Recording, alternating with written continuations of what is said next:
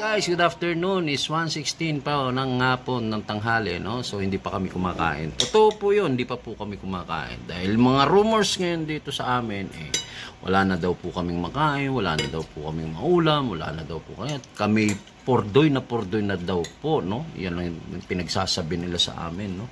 Kesyo daw wala na daw kaming wala na daw kami yung pordoy na. Tara, samahan nyo kami dito sa kinakain namin.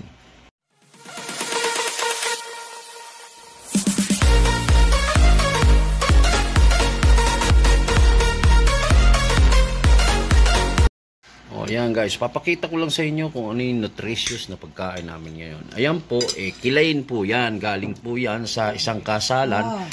Na pag-uwi namin dito sa bahay kaninang umaga, niluto ni Mrs., nilagyan ng sitaw.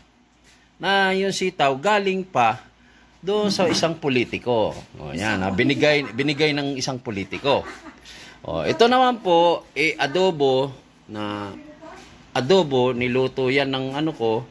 Tapos yan pinrito ko pa para mas masarap O. Yan po hindi na po bigay ng politiko, no?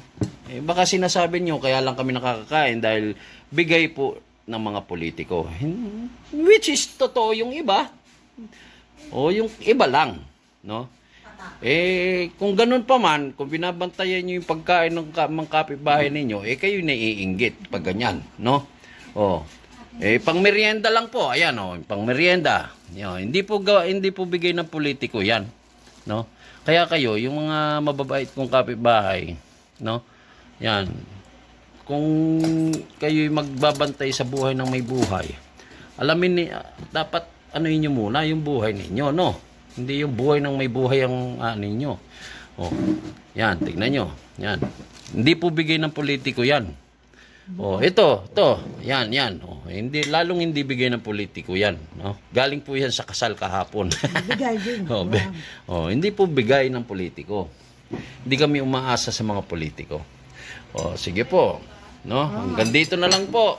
Huwag po tayong aasa sa politiko kasi pag kayo nabigyan ng politiko, umaasa kayo, walang mangyayari sa buhay ninyo. Hanggang ganun lang kayo, babayaran lang kayo ng politiko. O, tignan nyo yung ngayong araw na to.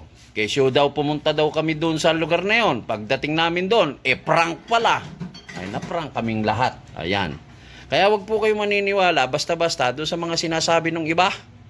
No? O, sige po, hanggang dito na lang po. At maraming salamat. Maraming salamat ha. Huwag kayong basta-basta maniniwala sa ang tatamis ng dila ng mga politiko ngayon, no? Huwag kayong huwag kayong aasa sa mga nila. Baka pagdating ng araw isumbat pa nila yan sa inyo. O sige po, hanggang dito na lang po. Bye-bye. I love you.